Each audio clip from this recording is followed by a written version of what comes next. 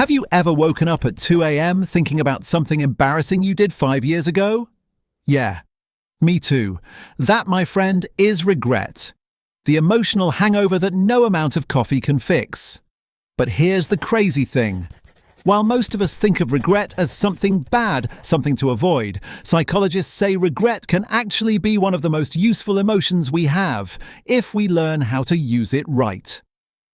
So today we're diving into the weird world of the psychology of regret, why our brains love torturing us with what-ifs, and how to turn those cringy memories into powerful tools for a better life. Let's start with the basics. What is regret? Regret is what happens when your brain looks at the past and says, "Hey genius, maybe you shouldn't have done that." It's that sting you feel after saying something awkward in a meeting, or not asking that person out when you had the chance, or eating the entire pizza when you promised yourself you'd only have 2 slices. Regret is basically your brain's way of running a post-game analysis on your life. It's reviewing the footage, pausing at the bad plays and shouting, "Why would you do that?" But here's where it gets interesting. Researchers have found that almost everyone experiences regret, but not in the same way. Some people regret things they did. Others regret things they didn't do. And guess which one hurts more in the long run? Usually it's the things we didn't do.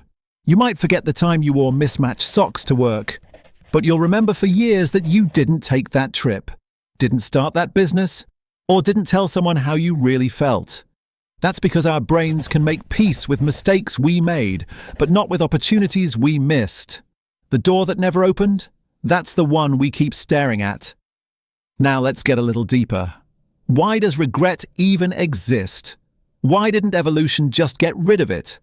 I mean, imagine how peaceful life would be if we never had to think, "Oh no, why did I say that?"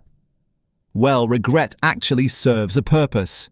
It's your brain's way of learning from the past to make better choices in the future. Think of regret as emotional feedback. It's uncomfortable, but it teaches you what matters to you. For example, if you regret not spending enough time with your family, that tells you something important about your values. If you regret wasting time scrolling on your phone instead of working on your goals, that tells you where your priorities should be. In short, regret is like a personal coach, a slightly annoying, overly emotional coach, but one that genuinely wants you to improve. Now, here's the part most people miss. Regret only becomes destructive when you live in it. It's like quicksand. The more you replay that embarrassing memory or that missed chance, the deeper you sink. But when you use regret as a signal, as data, that's when it becomes powerful. Let me give you a simple example. Imagine you bombed a job interview because you didn't prepare enough. You could either spend the next 3 months saying, "I'm such an idiot," or you could ask, "Okay, what did I learn?" Maybe you realize you need to practice more, research the company next time, or get feedback on your answers. Suddenly your regret becomes a roadmap for improvement. Same event, different mindset. Psychologists call this productive regret. It's the kind of regret that motivates change instead of crushing your soul. And here's the trick. To make regret productive, you have to do 3 things. Step 1. Acknowledge it. Don't shove it down or pretend it's not there. Say, "Yep, that happened. That sucked." Just like how you can't fix your phone if you don't admit it's broken, you can't use regret if you won't face it. Step 2. Extract the lesson. Ask yourself, what can I learn from this? If you regret yelling at your friend, the lesson might be that you need to cool off before responding next time.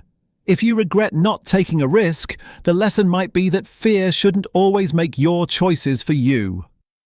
Step 3. Move forward. Once you've learned what you can, it's time to let it go. Hanging on to regret doesn't make you wiser, it just makes you tired. Think of it like a video game checkpoint. You failed a level, but now you know where the traps are. You don't quit the game, you just play smarter next time. Now a little humor break, because regret can be heavy. Have you ever regretted sending a text immediately after hitting send? You stare at your phone like, maybe if I turn off the Wi-Fi fast enough, it won't go through. Spoiler, it always goes through. But hey, even that teaches you something, like maybe double-checking your messages before sending them at 1 a.m. Here's another interesting thing about regret. It's actually tied to hope. We only feel regret when we believe we could have done better. That means somewhere deep down, we think we're capable of more.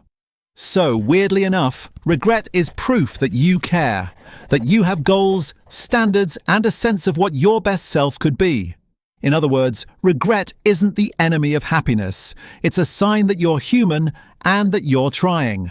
So how do we use regret in real life? Simple.